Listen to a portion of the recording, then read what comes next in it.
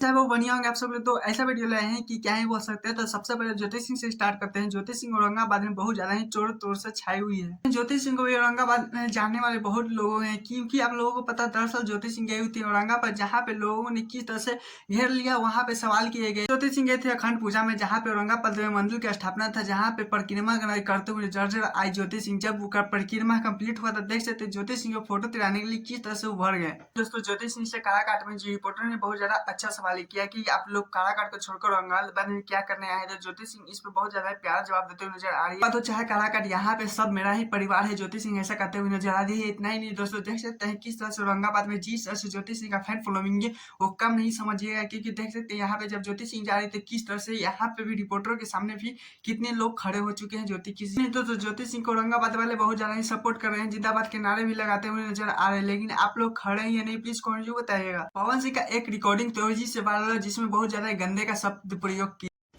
चलिए नमस्ते प्रणाम, हमें आप सबको भाई दिलखुश यादव।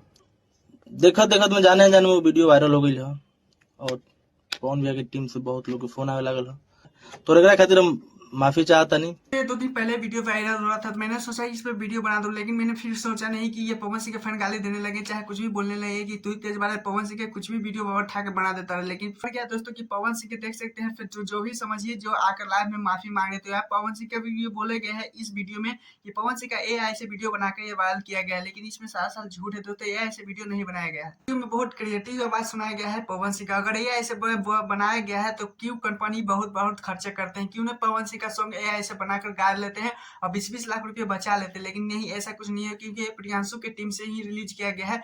भले भर कमरे में आप चाहे हम भी हो चाहे मस्ती करते रहते हैं दोस्तों में, लेकिन किसी को भी वो पवन सिंह है, सेलिब्रिटी है, कुछ भी वीडियो अगर थोड़ा सा इधर से उधर हो जाएगा तो बहुत ज्यादा ही क्या ही बोलते हलचल मची जाएगा।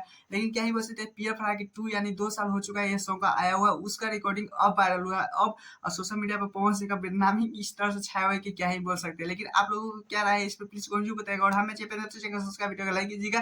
फिर मिलते हैं नेक्स्ट वीडियो के साथ, टाटा बाय बाय।